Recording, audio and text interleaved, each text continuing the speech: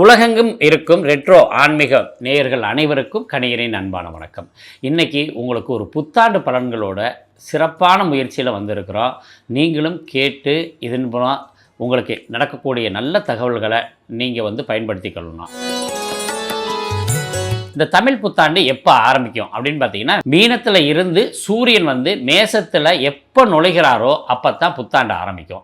அப்போ சித்திரை மாதம் நமக்கு ஆரம்பமாகுது. சித்திரை 1லேருந்து தமிழ் புத்தாண்டு பொதுவாக எல்லாருக்கும் தெரிஞ்ச விஷயம். இப்போ இந்த புத்தாண்டு ஒவ்வொரு ராசிக்கு எப்படி இருக்கும் அப்படின்றது ரொம்ப முக்கியமானது. இப்போ நம்ம உலகெங்கும் இருக்கிற விஷயங்கள் எல்லாம் பிற்பகுதியில் பார்க்கலாம். இப்போ ஒவ்வொரு ராசிக்கும் உங்களுக்கு எப்படி இருக்குது அப்படின்னு நம்ம ஒவ்வொருத்தருக்கும் பார்க்க ஆரம்பிப்போம். மேச ராசி நேயர்களுக்கு இந்த புத்தாண்டு எப்படி இருக்குது அப்படின்னு பார்த்தோம்னா, வருடத்தினுடைய ஆரம்பத்திலேயே தனகாரகன் குரு உங்களுக்கு 2ஆம் இடத்துல இருக்கார்.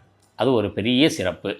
அதே மாதிரி ராசிக்கு 12ஆம் இடத்துல 2 கிரகங்கள், ரொம்ப பலம் வாய்ந்த கிரகங்கள் இருக்குது. அதில் ஒன்று யாருன்னு கேட்டிங்கன்னா சனி பகவான், இன்னொன்று ராகு பகவான். அப்போ கிட்டத்தட்ட மிக முக்கியமான 2 மேஜர் கிரகங்கள் குருவும் சனிக்கும் மத்தியில் இந்த ராசி அமைஞ்சிருக்கு. இது என்னென்னு கேட்டிங்கன்னா, 2 பாவகரங்களுக்கு மத்தியில் ஒரு ராசி அமைஞ்சால் அதுக்கு பேர் பாவகத்திரி யோகம். 2 சுபகரங்களுக்கு மத்தியில் ஒரு கிரகம் அமைஞ்சுன்னா, ஒரு ராசி அமைஞ்சால் அதுக்கு பேர் சுபகத்திரி யோகம்னு பேர். அப்போ இதில் சுபகத்திரி யோகமோ பாவகத்திரி யோகமோ இல்லாமல் ஒரு பக்கம் சுவரும் ஒரு பக்கம் பாவரும் இருக்கிறதுனால பெரிய பாதிப்பு இல்லை. பொதுவாக இந்த சித்திரை ஆண்டு பிறக்குது இல்லைங்களா, எல்லா வருஷமும் எல்லா கிரகங்களும் பயிற்சி ஆவது இல்லை.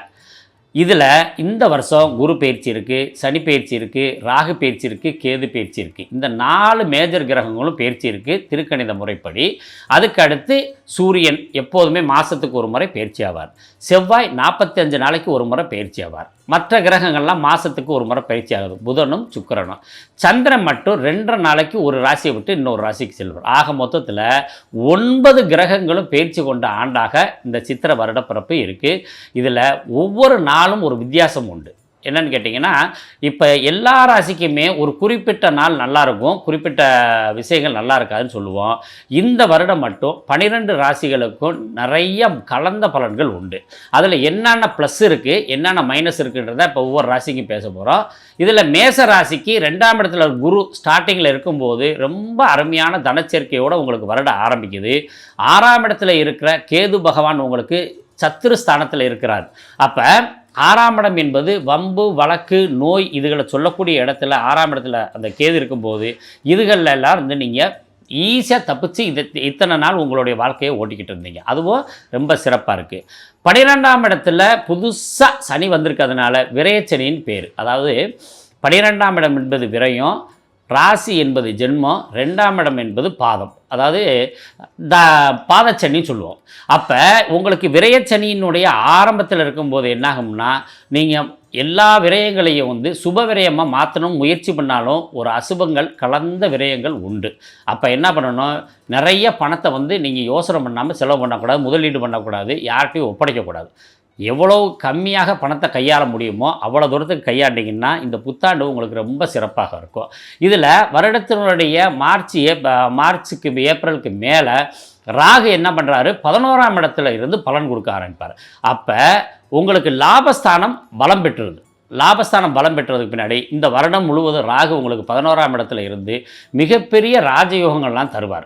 பொதுவாக ராகு 11ல் இருக்கும்போது ஒரு முகூர்த்தம் எடுத்தோம்னாவே அந்த முகூர்த்தம் பெரிய வெற்றி பெறும். மற்ற கிரகங்களுக்கெல்லாம் கூட இந்த அளவுக்கு பவர் கிடையாது. எந்த காரியத்தையும் வெற்றி பெறணும்னா ராகுவை 11ல் வச்சு எடுப்போம், அல்லது 3ஆம் இடத்துல வச்சு எடுக்கணும், அல்லது 6ஆம் இடத்துல லக்னம் போட்டு எடுக்கணும்.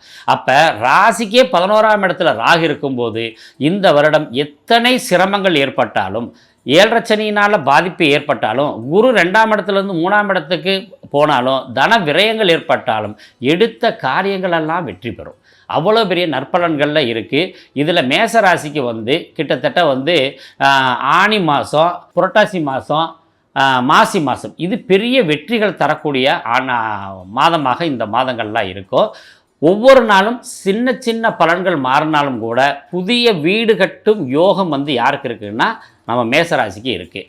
திருமண வாழ்க்கைகள் எப்படி இருக்குது அப்படின்னாக்கா, வருட ஆரம்பத்திலே சந்திரனும் பலமாக இருக்கார். சுகஸ்தானத்து அதிபதி கலஸ்தரஸ்தானம் இந்த மாதிரி இடங்களில் வரும்போது என்ன ஆகுன்னா, இந்த கலஸ்தரம் சார்ந்த விஷயங்களில் பிரச்சனை இருந்தவங்க அனைவருக்குமே கலஸ்தரம் சார்ந்த பிரச்சனைகள் விலகி பெண் கிடைக்கக்கூடிய யோகங்கள் இருக்குது. இதில் 92, 93, 94, 95, 96, 97 சிம்ம ராசி, சிம்ம லக்னம், கடகராசி, கடக லக்னத்துக்காரவங்களுக்கெல்லாம் திருமண பிரச்சனைகள் இருந்துச்சு. இதில் கடகமும் சிம்மமும் லக்னமாக கொண்டு மேச ராசிக்காரவங்களுக்கு திருமணத்தில் நிறைய பாதிப்பு இருந்துச்சு. ஏன் காரணம் அப்படின்னு கேட்டிங்கன்னா, முதல் அஸ்வினி நட்சத்திரத்தில் பிறந்தவங்களுக்கு 20, 26 வயசு அறுதி சுக்கிர திசை முடிஞ்சு சூரிய திசை ஆரம்பிச்சிருச்சு. இந்த சூரிய திசை ஆரம்பிக்கும் போது 7ஆம் இடத்துல ஜனன காலத்தில் உங்களுக்கு சனி இருந்ததுனாலையும் 8ஆம் இடத்துல சனி இருந்ததுனாலையும் பாதிப்பு அதிகமாக இருந்துச்சு. இந்த பாதிப்புகள்லாம் விலகக்கூடிய ஆண்டாக இந்த வருடம் இருக்கிறதுனால திடீர் கல்யாணம் அல்லது திடீர் நிச்சயதார்த்தம் ஏற்பட்டு உங்களுக்கு திருமணம் ஆகக்கூடிய வாய்ப்பு உண்டு. புத்திர பாக்கியமும் பூர்வீகமும் எப்படி இருக்கும் அப்படின்னு கேட்டிங்கன்னா, வருடத்தினுடைய ஆரம்ப நாள்லேயே பூர்வ புண்ணிய ஸ்தானத்து அதிபதியான சூரியன் உங்களுக்கு லக்னத்தில் இருந்து அனுகூலமான பலனை கொடுக்குறார். ஒருத்தருக்கு 7ஆம் இடத்துல சூரியன் இருந்தால் அவருக்கு புத்திர தோஷம் ஏற்படும். திருமணத்தில் பெண்களுக்கு கலஸ்தர தோஷம் ஏற்படும். ஆனால் லக்னத்தில் இருந்தால் ஜாதகர் பிரகாசமான யோகத்தை அடைவார். அந்த விஷயத்தில் ராசியிலே உங்களுக்கு சூரியன் இருக்கிறது பெரிய யோகங்கள் தருது. ராசி அதிபதியான செவ்வாய் நீச்சத்தில் ஆரம்பித்தாலும் நீச்ச பங்கமாக இருக்கிறதுனால உங்களுக்கு தாய் சம்பந்தமான விஷயங்களில் இருந்த இடர்பாடுகள் விலகி தாயினுடைய சொத்துக்கள், தாய்க்கு உடல் ஆரோக்கியமாக, அதே மாதிரி வாகனங்களுக்கு லோன் போட்டு கட்ட முடியாமல் இருந்தவங்களுக்கெல்லாம் கட்டக்கூடிய வாய்ப்புகள் எல்லாமே ரொம்ப சிறப்பாக இருக்குது. பொதுவாக மேச ராசியில் இருக்க வியாபாரிகளுக்கு வியாபாரம் அமோகமாக இருக்கும். வெளிநாடு சம்பந்தப்பட்ட வியாபாரிகளுக்கு மட்டும் பிரச்சனைகளை கொடுக்கும். அதை மட்டும் கவனமாக இருக்கணும். சிறு வியாபாரிகளுக்கெல்லாம் நல்லா இருக்குது. குழந்தைகளுக்கு படிப்பு விஷயங்கள் எப்படி இருக்குன்னா, தொடர்ந்து பயணிங்க. 7.5 சனி, அதனால் உங்களுக்கு படிப்பு சம்மந்தமான விஷயம் பிரச்சனை தரும் அப்படின்ற பாதிப்பெல்லாம் எதுவும் இல்லை. 7.5 சனியெல்லாம் கொஞ்சம் மறதிகள் ஏற்படும். அதனால் கொஞ்சம் கவனத்தோடு படிச்சிங்கன்னா இந்த ஆண்டு உங்களுக்கு ரொம்ப சிறப்பான ஆண்டாக இருக்குது. பொதுவாக பெண்களுக்கு எப்படின்னா, எப்போதுமே மேசராசி பெண்கள் நல்ல மன திடத்தோடையும் உடல் ஆரோக்கியத்தோடையும் இருப்பீங்க. அந்த ஆரோக்கியம் தொடர்ந்து கொண்டே இருக்கும். எல்லாருக்கும் பொதுவாக மேசராசி எப்படி இருக்குது, மேசராசி இந்த புத்தாண்டுன்னா நல்ல வருடத்தினுடைய ஆரம்பம் ரொம்ப சிறப்பாக இருக்குது. தனச்சேர்க்கையோடு ஆரம்பித்து எதிரிகளை வென்று உங்களுக்கு கோர்ட்டு, கேஸு, வம்பு, வழக்கு எல்லாத்தையும் ஜெயிச்சு அமோகமான வாழ்வோடு இந்த சித்திரை மாதத்தை ஆரம்பிக்கிறீங்க. இந்த மேசராசியில் பிறந்தவங்களுக்கு மற்றதெல்லாம் எப்படி இருக்குது அப்படின்னு கேட்டிங்கன்னா, இப்போ என்ன ஆடைகள் போடணும், அதே மாதிரி எந்த நம்பரை பயன்படுத்தணும் அப்படின்லாம் நான் பார்க்கலாம். அவங்களுக்கு செந்நிறம் அப்படின்னு சொல்லக்கூடிய ஆடைகளோட நிறமும், அதே மாதிரி வெண்மையான நிறம், மஞ்சள் கலந்த சிவப்பு, பியூர் மஞ்சள் கலர், இதெல்லாம் உங்களுக்கு இந்த வருடத்தில் ரொம்ப சிறப்பாக இருக்குது. நீங்கள் பயன்படுத்த வேண்டிய ஆபரணங்கள், அதாவது முத்து, பவளம் சொல்கிறேன் ரத்தினங்கள், அதில் எது நீங்கள் பயன்படுத்தலாம்னு கேட்டிங்கன்னா, பவளம் எப்பொழுதுமே மேச ராசிக்காரங்களுக்கும் மேச லக்னத்துக்காரங்களுக்கும் ரொம்ப சிறப்பாக தரும். அதுக்கு அடுத்து புஷ்பரகங்கள், குழந்தைகள் சார்ந்த விஷயத்தில் ஏதாவது தொந்தரவுகள் இருந்துச்சுன்னா அவங்க புஷ்பரகங்களில் பயன்படுத்தலாம். இதில் மேச லக்னமாக இருந்தாக்க நம்ம சொன்னதெல்லாம் அக்யூரேட்டாக செய்யலாம். லக்னங்கள் மாறும் பொழுது ரிஷபம், மிதுனம் இப்படி லக்னங்கள் மாறுச்சுன்னா அந்த லக்னங்களுக்கு உரிய கற்களை தான் தேர்ந்தெடுக்கணும்.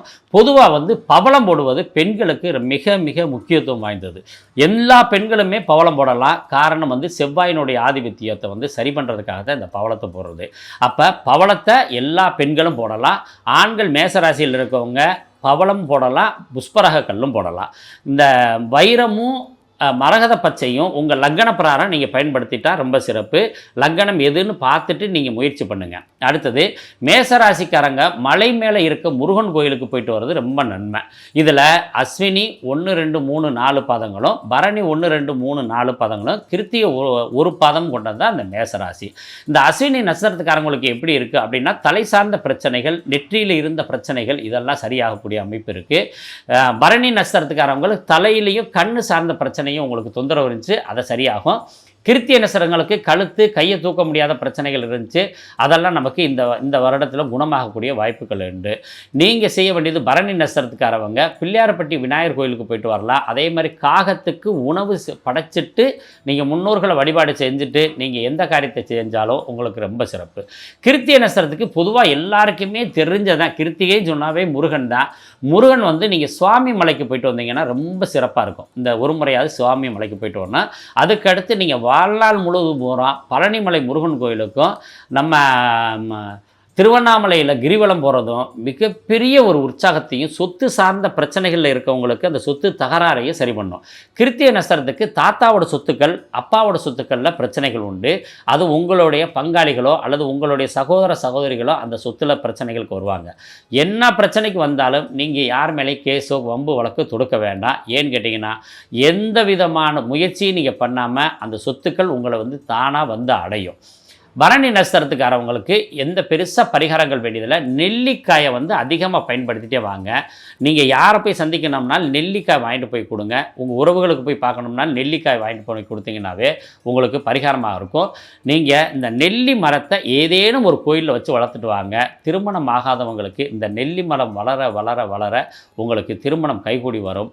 என்னாலும் பொன்னாளாக அமையும். இந்த வருடம் மிகச்சிறந்த ஆண்டாக உங்களுக்கு அமைஞ்சு உங்களுக்கு திருமணம் சார்ந்தவங்களுக்கு, திருமணம் எதிர்பார்த்துக்கிட்டு இருக்கவங்களுக்கு திருமண வாய்ப்பும், குழந்தையின் பாக்கியம் ஏற்படணும் அப்படின்னு நினச்சிக்கிட்டு இருந்தவங்களுக்கு குழந்தைகளுக்கு ஒரு நல்ல ஒரு வாய்ப்பும் கிடைக்கும். இதில் முக்கியமான விஷயம், நீங்கள் மேச ராசிக்காரவங்க இந்த வருடம் கட்டிய வீட்டை வாங்கும் யோகத்தோடு இந்த வருடம் ஆரம்பிக்குது.